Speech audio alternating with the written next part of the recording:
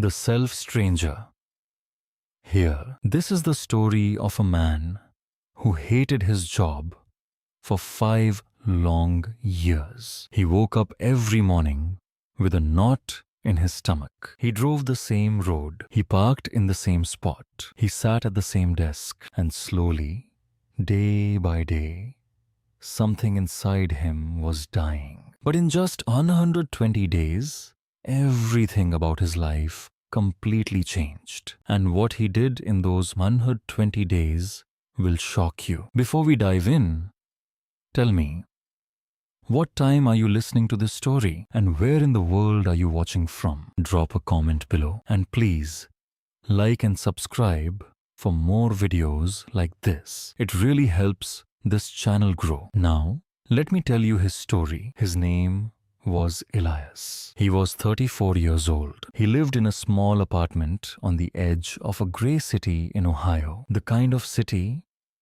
where the sky always looked tired. His apartment had one window, one old couch, one kitchen table with a wobbly leg he never fixed. He worked as a claims processor at an insurance company. He had been there for exactly 5 years and 2 months. His salary was $47,000 a year. His cubicle smelled like old carpet and burnt coffee. And every single morning at 6:45 a.m., he would sit on the edge of his bed and stare at the floor for 10 minutes before he could stand up. He hated it. He hated the fluorescent lights. He hated the sound of the printer. He hated the man in the next cubicle who chewed gum with his mouth open. But most of all, he hated himself because he knew deep down that he was wasting his life. His mother called him every Sunday. She was 68 now. Her voice was getting softer each year. She would ask him, "Are you happy, my son?" And Elias would lie. He would say, "Yes, Mom, everything is good." And after he hung up, he would sit in silence for a long time. Because a lie to your mother is the heaviest lie of all. 5 years of the same job he hated. 5 years of promising himself that next month he would change. Next quarter, next year. 5 years of unopened books on his shelf. 5 years of a gym membership he used twice. 5 years of dreams collecting dust in the corner of his mind. And here is the truth most people do not want to hear. Time does not wait for you to be ready. Time keeps walking. Time keeps taking. And the man you were at 29 is not the man you are at 34. The dreams get quieter. The excuses get louder. The mirror gets harder to look at. Then one Tuesday evening in late October, everything shifted. Elias got a phone call. It was his sister. She was crying. Their mother had fallen in the kitchen. She was in the hospital. She was okay, but her hip was broken. And when Elias drove 6 hours through the rain that night to see her, something inside him cracked. He walked into that hospital room. He saw his mother, small under the white blanket, her hair almost fully grey now. And she looked up at him and smiled. And she said, "My son, I just want to see you smile before I go. A real smile, not the one you use on the phone." He did not sleep that night. He sat in the hospital chair and stared at his hands. Ink-stained hands, tired hands. The hands of a man who had spent 5 years processing other people's problems while ignoring his own. And somewhere around 4 a.m., he made a promise. Not out loud, just a quiet promise whispered inside his chest. He was not going to waste another year, not another month, not another day. The next morning, in the hospital cafeteria, he met a man named Mr. Alden, was 71 years old. He was sitting alone at a small table, drinking black coffee, reading a worn leather notebook. He noticed Elias staring at nothing, and he said, "Son, you look like a man carrying a house on his back."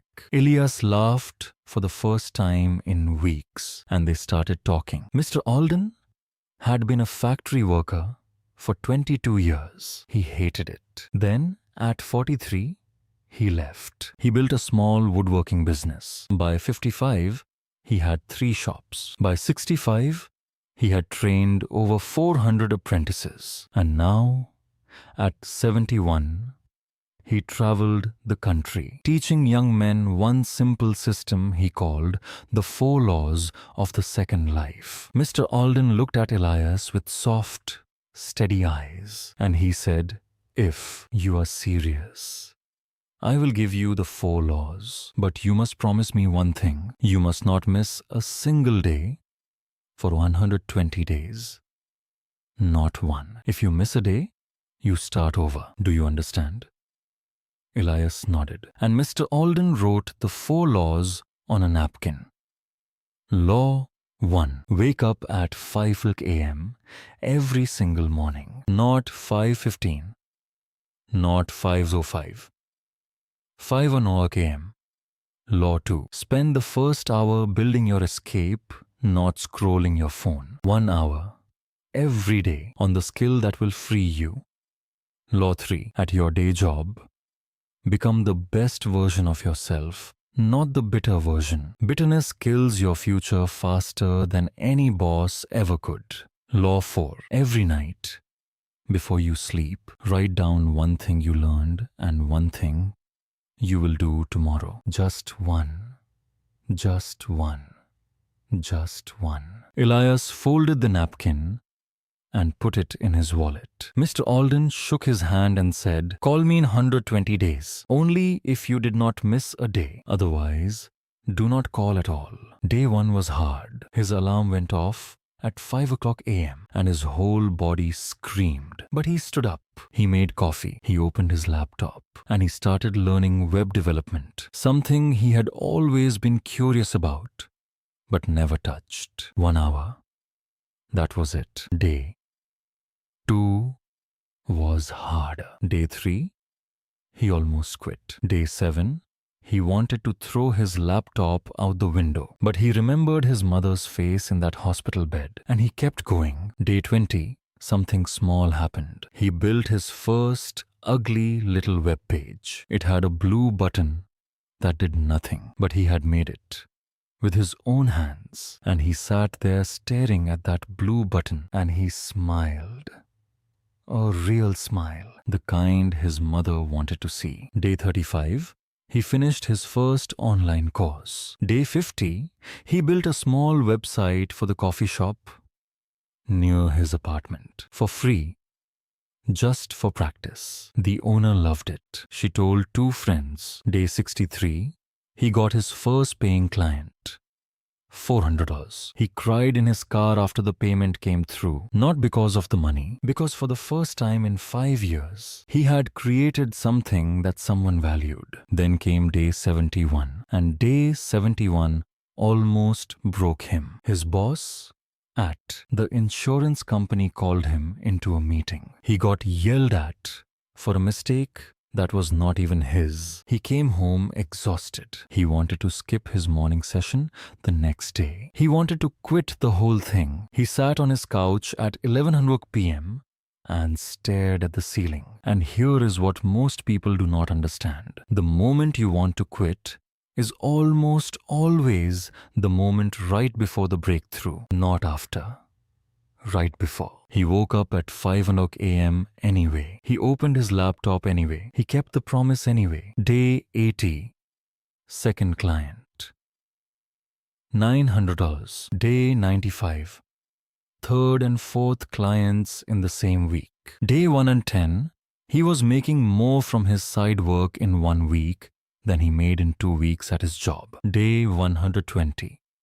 He called Mr. Alden. His hand was shaking. Mr. Alden answered on the second ring, and he said, "So, you kept the promise." Elias said, "Yes, sir.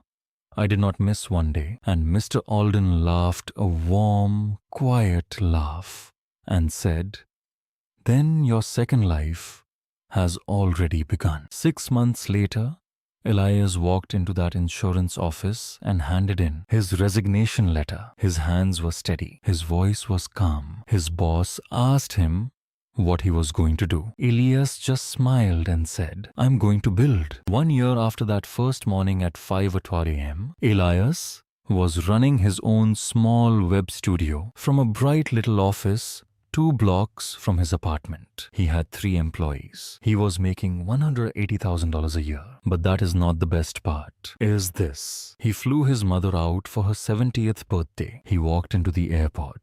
She saw him and she stopped. Because the man walking toward her was not the tired son she used to worry about. He was standing taller. His eyes were bright. His smile was real. And she started to cry. And she whispered, there he is. There is my son, my friend. Elias's story is not just about a man who left a job he hated. It is about you. It is about the 5 years you have already given away. It is about the alarm clock you keep hitting. It is about the dream sitting in the corner of your mind, dusty and quiet, waiting for you to remember it exists. You are watching this video right now. That means something. That means a part of you is still awake. That means the fire is not out. It is just small, and a small fire can still burn down everything that is holding you back if you feed it every single day. So here is your challenge, and I want you to take it seriously. Step 1. Tonight, before you sleep, set your alarm for 5:00 a.m., not tomorrow. Tonight. Step 2. Choose one skill. Just one. The skill that could free you from the life you do not want. Writing, coding, design, sales, trading, speaking. Choose one. Step 3. For the next 120 days, give that skill 1 hour every morning before the world wakes up. Do not miss a day. If you miss, start over. Step 4. Every night, write down one thing you learned and one thing you will do tomorrow. Just one. Just one. Just one. Remember 3 things. First, the job you hate is not your prison. Your permission to stay is your prison. Second, transformation does not need a miracle. It needs a morning. Just one morning. Repeated. Third, the Yahats, man or woman you want to become is already inside you. They are just waiting for you to stop feeding the version that is killing them. Do not give another 5 years to something that is stealing your life. 5 years is not a small thing. 5 years is a childhood. 5 years is a marriage. 5 years is enough time to build an entire second life. If you start tonight, while the world sleeps, you build. While others complain, you build. While the excuses whisper, you build. Day by day, hour by hour, one decision at a time. If this story moved you, if even one sentence hit something inside your chest, please give this video a like. It tells me to keep making these stories for you. Subscribe to the channel so you never miss the next one. And I want you to do something for me in the comments. Tell me one thing. What is the skill you are going to build in your first hour tomorrow morning? Write it down below. Make it public. Because a promise you speak out loud is a promise that is harder to break. I believe in you, my friend. I really do. Your second life is not somewhere far away. It is not next year. It is not when the timing is perfect. It is tomorrow morning at 500 OM. Will you be awake? I hope so. I really hope so. I will see you in the next story.